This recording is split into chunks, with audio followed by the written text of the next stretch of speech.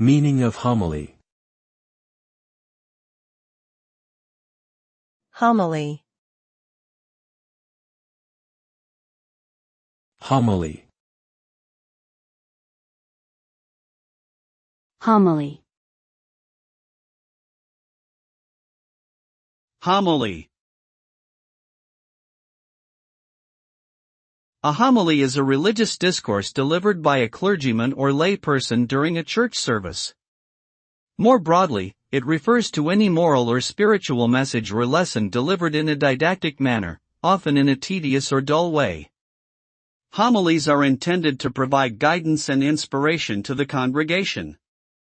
They are typically based on passages from religious texts and may address contemporary issues as well as timeless moral and ethical concerns.